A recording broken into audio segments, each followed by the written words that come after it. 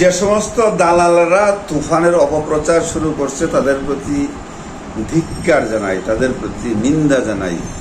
আর যারা কালকে প্রেস মিটে যাইয়া হট্টগোলের সৃষ্টি করছে যে সমস্ত সাংবাদিকরা, এই সমস্ত সাংবাদিকদের আমরা বয়কট করতে চাই। কালবেলা RTV এবং প্রথম আলো তো আগের থেকেই, তারপরে আবারও ঘরের শত্রু বিভীষণ সাংবাদিকদের সাথে সাথে ওই যে শাকিব খানের যারা অ্যাডমিন আছে, পেজগুলি দেখে, ওরাও কিন্তু শাকিব খানের ফ্যান ফলোয়ারগুলি বাড়তে দিচ্ছে না।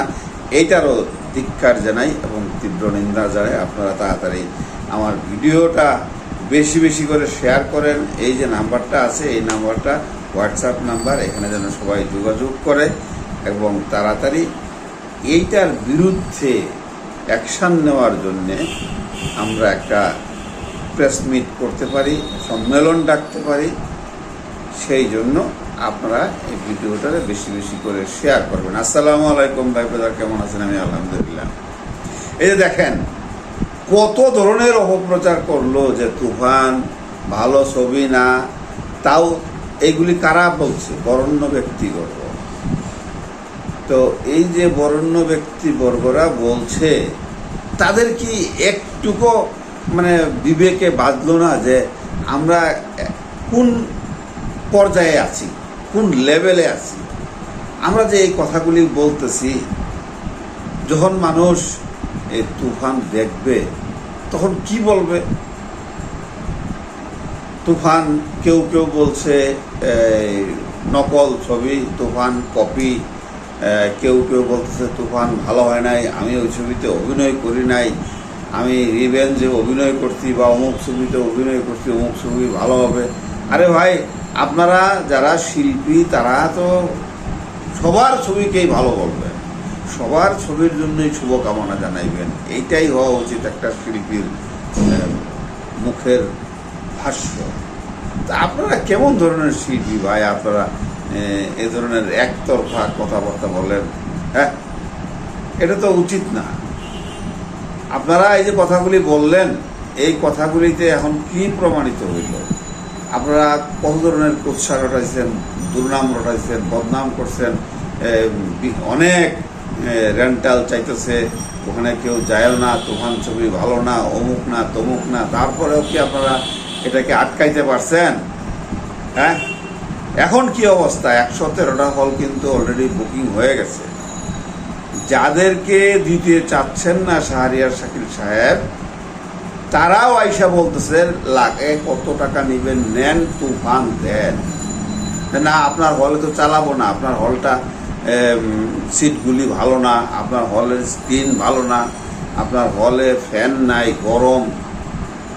তারা ওই উইন্ডো এয়ার কুলার লাগাবে, অ্যাডজাস্ট ফ্যান যাকে বলে, অ্যাডজাস্ট ফ্যান লাগাবে, সিটগুলি মানে সুন্দর করবে এবং ধুয়া মুছা সব পরিষ্কার করবে। এই কন্ডিশনে তাদেরকে দেওয়া হইতেছে। আপনারা বুঝতে পারছেন বিষয়টা?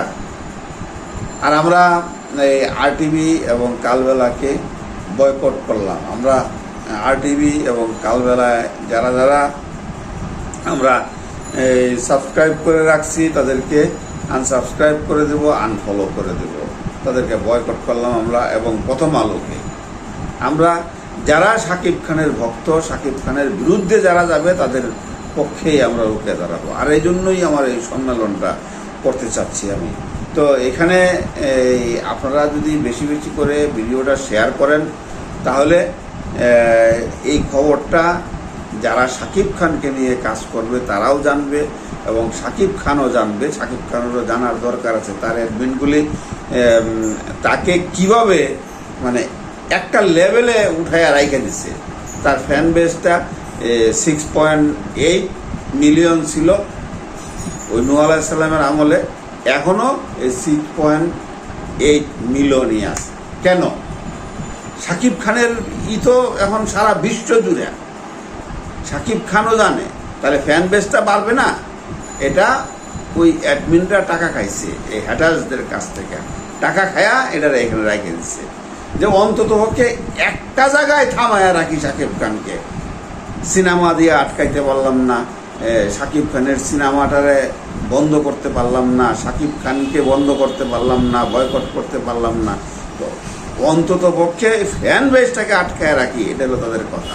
এই জন্য আপনারা বেশি বেশি করে শেয়ার করবেন, যাতে শাকিব খানের চোখে পড়ে, অ্যাডমিনগুলি চেঞ্জ করে।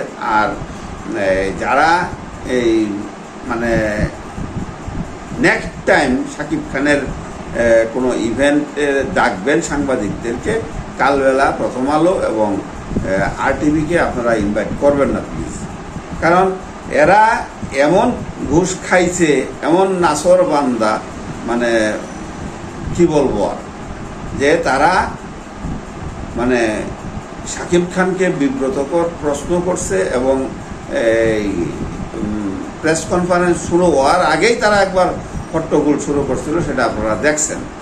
তো এই যে বিষয়গুলি, এগুলি মানে আমাদেরকে এড়িয়ে চলতে হবে। আমরা চাই না কারো পায়ে পাড়া দিয়া ঝগড়া করতে, কিন্তু কেউ আসলে তো আমরা ছাড়বো না। এরা যেহেতু আইসা পড়ছে, এদেরকে আমরা বয়কট করলাম। সাকিবিয়ানরা কি বলেন আপনারা কমেন্টসে জানাবেন। আর আমার চ্যানেলটাকে সাবস্ক্রাইব করবেন, করে ভিডিওগুলি বেশি বেশি করে শেয়ার করবেন, যাতে সবার কাছে আমার এই নিউজটা পৌঁছায়, আমার এই নাম্বারটা পৌঁছায়। আমার এই নাম্বারে সবাই যোগাযোগ করে, হোয়াটসঅ্যাপ নাম্বারে। কল না দিলেই ভালো, কারণ কয়জনের সাথে কথা বলবো। যদি আমি SMS দিই, অনেকজনকে মানে অল্প সময়ের ভিতরে দিতে পারবো। আরেকটা সাকিবিয়ান ফোরাম করব, এটা খুব জরুরি। আমরা বিচ্ছিন্নভাবে প্রতিবাদ করতেছি, আমরা বিচ্ছিন্নভাবে আর প্রতিবাদ করব না। আমরা এক হয়ে এক ছাতার নিচে এসে আমরা সম্মিলিতভাবে প্রতিবাদ করব, এটাই মনে হয় হওয়া উচিত। আর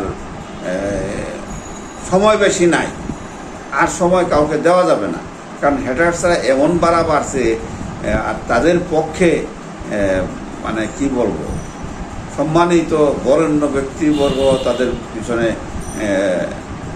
মানে হাঁটছে।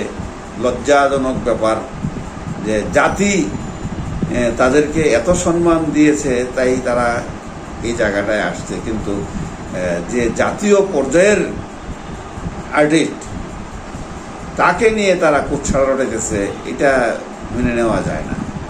আপনারা কি বলেন? আপনাদের মতামত জানাবেন অবশ্যই। আর তুফান মানে সারা বিশ্ব জুড়ে তুফান উঠাবে, এইটাই মানে সবার মুখে মুখে এইটাই রটছে, এইটাই আমরাও সাকিবিয়ানরা চাই। আর যারা তুফান নিয়ে মানে কুৎসা রটাইছে, বদনাম করছে, তাদের মুখে ছাই পড়ুক। অলরেডি তো শাকিব খান বেগুন দিয়েই দিছে। শাকিব খান তো বলেই দিছে, যাদের কোনো গুণ নাই তারা হলো বেগুন। গুণ থাকবে কোথেকে?